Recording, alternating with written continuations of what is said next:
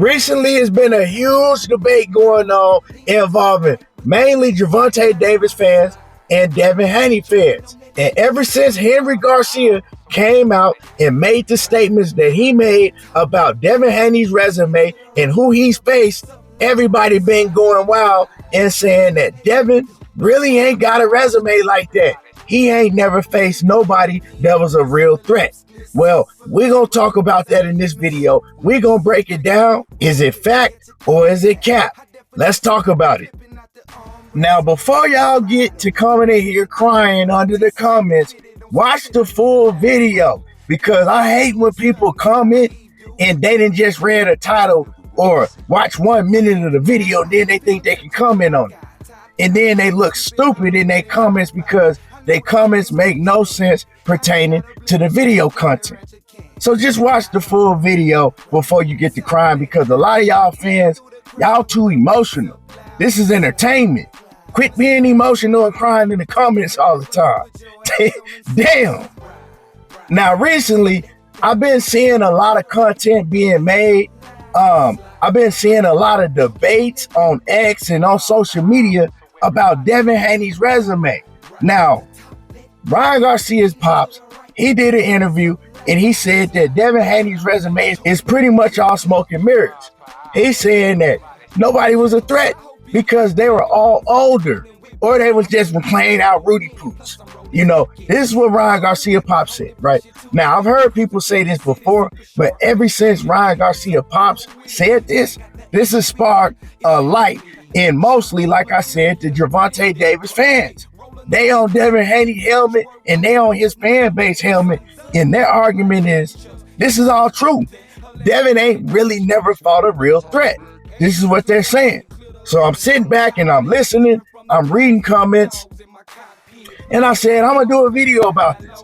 Let's find out, is this cap or is it fact? And the only way to find that out is to go down Devin Haney's resume, and then we need to talk about the ins and the outs involved in every particular fight. So that's what I'm gonna do. Now, before I do this, let me let y'all know. A lot of these fighters, a lot of y'all favorite fighters, we could do the same thing too. It ain't gonna come out looking like they resume all of that. You feel me? Because the main thing before I even look at this resume is I know that 99% of the time, these fighters are not fighting each other while they're young and still in their prime. So what Ryan Garcia is doing right now, I gotta take my hat off to him, win, lose, or draw. Now, with that being said, let's find out if what they're saying about Devin Haney's resume, the truth. Is it fact or is it cap? Bear with me here, because I'm going to scroll at the same time I'm doing this video. Now, we're going to start in Devin Haney's resume with Mason Menard. Now, Mason Menard, at the time when Devin fought him, you know, this was in 2018, Devin hella young. He fought Mason Menard, and at the time, Mason Menard was 33-2. Now we're going to see what that age like. Now, Mason Menard is 36-6. So his resume ever since he fought Devin ain't really looking too good. He won the next fight. It was a 6-rounder. He fought Devin, he was a 10-rounder. He went from a 10 to a 6. He won a unanimous decision. Then he fought T.O. and he got knocked out in the first round. So yeah, we gonna skip right past him because that didn't really age well, right? But this is still early in Devin's career. Then he fought Abdulev, Zaru Abdulev. Abdulev was 11-0 at that point in time. He had a solid record. Let's see what he got now. Abdulev is 19-1 right now, and he ain't lost since he lost to Devin. Yeah, let's see if he beat anybody we know. Yeah, he stopped Jorge Linares in the 12th. I remember I saw that fight. He also fought Ricardo Nunez. If y'all remember, Ricardo Nunez is one of the opponents that Tank knocked out, and Tank stopped him in like 2 rounds. And Abdulev got a unanimous decision against him.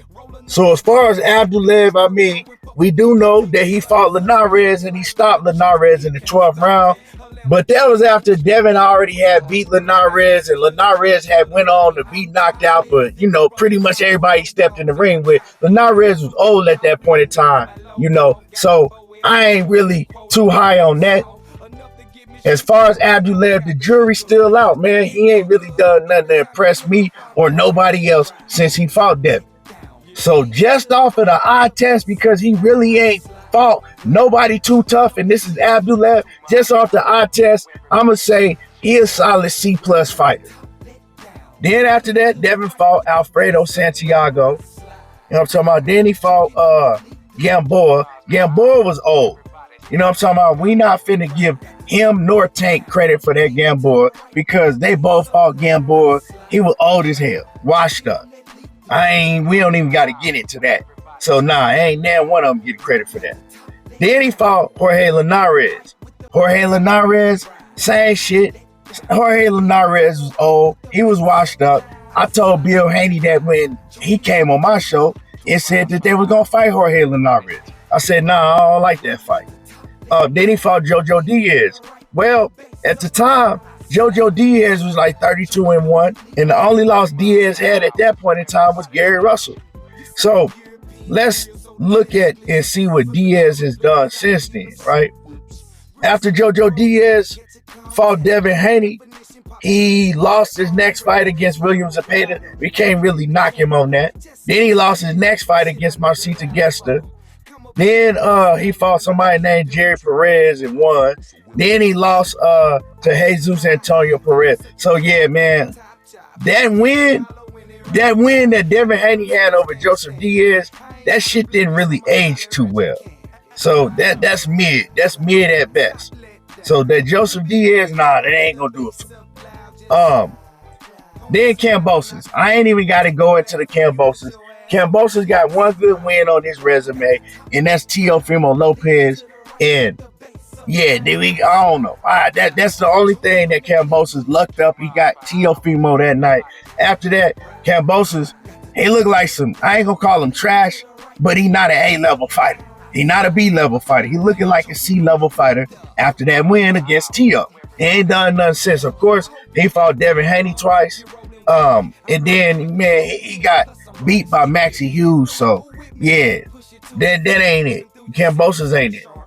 Then Devin fights Vasyl Lomachenko. Now, we all know Vasyl Lomachenko is a solid fighter, but a little bit older. And at that point in time, Devin Haney, everybody around Devin, all his fans, myself included, was saying that he was going to go in there and destroy Lomachenko because he was way bigger than Lomachenko, and Lomachenko just went tooth and nails with Jermaine Ortiz. Now, Jermaine Ortiz is solid, so we ain't going to really knock Lomachenko for that, but he went tooth and nails with Jermaine Ortiz. Devin Haney went in and did pretty much the opposite of what everybody thought he was going to do. Most people, I ain't going to say everybody, but most people, right? Most people thought that Devin was going to win, and he going to win. It was pretty much going to be lopsided, but it wasn't. Devin had a very tough time. I thought he won the Lomachenko fight, but a lot of people felt that he didn't win. Those rounds was that close. You know what I'm saying? They were razor thin rounds. And you got to give the biggest round in that fight to Lomachenko. I believe it was round 11. That was probably one of the only rounds in that whole fight that was clear and easy to score because Lomachenko dominated. The rest of the rounds was either close that went the Lomachenko way or close that went the Devin Haney's way. Now, but that's still a solid win for Devin. You know what I'm saying? 24 years old, that's still a solid win. Then you go to Regis Prograis, 25-year-old Devin. That Regis Prograis, man, let's just keep it a buck. It was a tailor-made matchup for Devin. Yes, I thought that Regis was going to do better than he did. Most people did. But Devin, he went in there and he excelled in that fight. But let's keep it a buck. It was because Regis was tailor-made.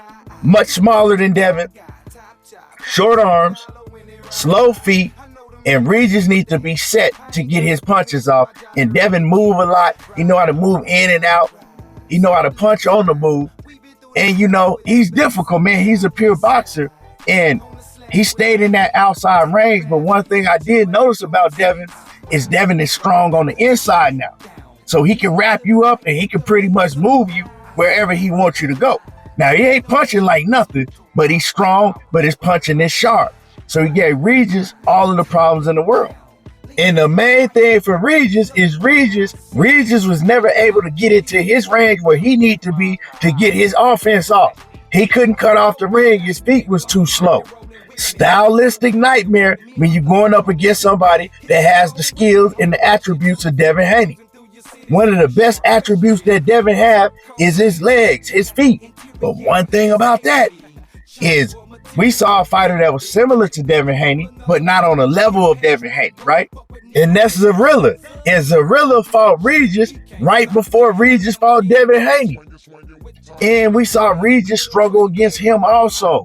He showed us some of the same problems that he showed us against Devin Haney. Devin just made it look better because Devin was on a whole different level than Zarilla, right? But we saw that Regis already struggled with that style. Devin Haney's team saw that. Devin saw that. Also, Regis was a lot older. Regis wasn't in his prime no more. He's not in his prime no more. He's 35 years old. So with all that being said, what we saw Zarilla do to Regis Prograis, and Devin Haney and his pops, they got to see it firsthand. I don't look at Regis as a real live threat to Devin Haney, At the point in time, we didn't really know. But hey, these fighters and their team, they scout fighters out, and they know what they're looking at. And he had a lot of information coming from Shakur Stevenson telling Devin Haney that Regis couldn't cut off the ring and, the problems that Regis have with boxers. So when we go down Devin's resume, what they arguing is that he ain't really never fought a real threat. Some say he fighting a real threat now in Ryan Garcia. Some say he ain't. I say he is, for sure. And I think to keep it a buck, overall, you got to say what they saying is cap. It's cap what they saying because he have fought a real live threat. Lomachenko, you got to give it to him. Right? If you don't give it to nobody else on his resume, you got to give it to Lomachenko because he is a real live threat to anybody. And like I said, this argument that they making for Devin, and I'm not a Devin fan, but this argument that they making about Devin's resume, you could say it for pretty much the rest of these dudes until they all fight each other. Real talk. A lot of this shit is smoke and mirrors because these young fighters, they moving around fighting each other and they fighting older fighters, right? That used to be good, that used to be in their prime. Ain't none of them fought the best in their prime. Real talk. Devin, nor the rest of them. So let's just keep it a buck all the way around the board. So I'm going to just have to call it cap because if you compare it to the rest of them, besides Teofimo Lopez, of course, but Teo should have more than one loss on his resume because he don't always show up. So I don't even know if I can put him in the class of the young elites. And he don't always show up. And he's shown that any given night, his weaknesses that he have in the ring can cause him to get an L. But as far as Devin Haney, you always got to go back and say at least he fought Lomachenko. No, Lomachenko is no longer in his prime, but he's still a hell of a fighter. And he's still a threat to any of these fighters if they don't come correct. So you got to give Devin Haney that, and you got to say that is cap. He has fought somebody that was a real live threat. Let me know if y'all agree with what I said or if you disagree. Is it fact or is it cap? Make sure you comment. Make sure you hit the like button, subscribe to the channel, and y'all already know how I do. Diego talking that boxing again, and I'm gone. Choking on that lead 2 miles per hour, so everybody needs you. Right. Got